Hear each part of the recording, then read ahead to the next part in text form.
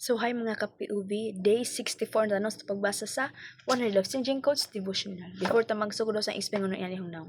So, gikan mi nag-reunion din. Katingara ko anong ako gipapaso sa among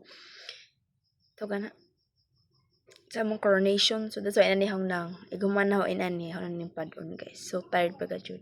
So, magsugod na ta. Ingon diri nga. Act as if what you do makes a difference. It does.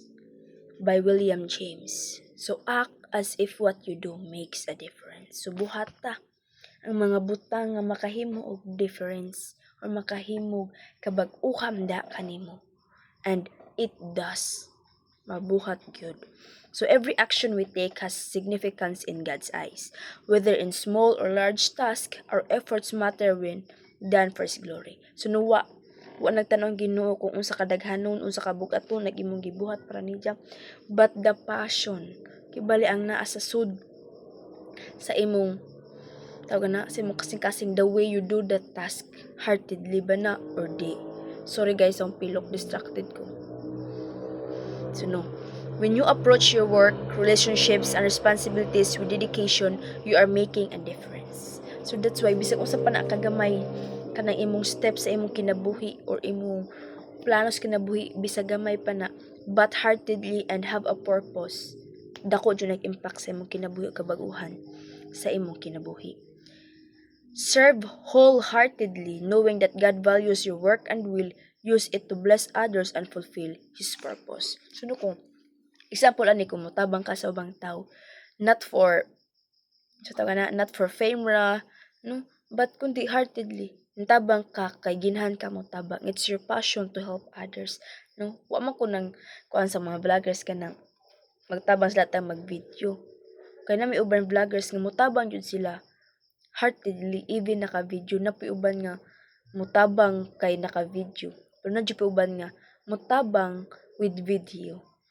Kay pinaagi ana ilang video kay ilang magin ana nga earnings kay ilang magahapong itabang na pud sa ubang tao. So no. Ingon diri sa Colossians 3:23. Ingon diri nga, and whatsoever ye do, do it heartily, as to the Lord and not unto men. Sa Tagalog pa, anumang inyong ginagawa ay inyong gawin ng buong puso, ng gaya, ng sa Panginoon at hindi sa mga tao.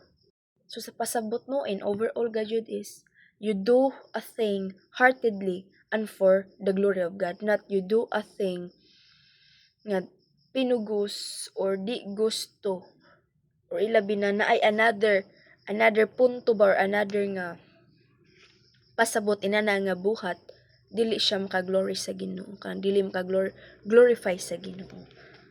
So di gapon ka i-bless no kung inana imong buhat or inana imong intention sa imong action.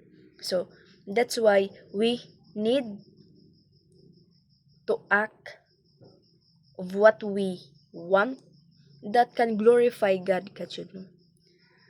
And pinaagian na i-bless jud ka sa Ginoo. Kay He knows and you knows nga you glorify God with this action, with this help, with this passion. Og mo po na pinaagi nga mabag-o pug ka. Mabag-o imong kinabuhi o imong spiritual nga bahin mo tubo siya, mo grow.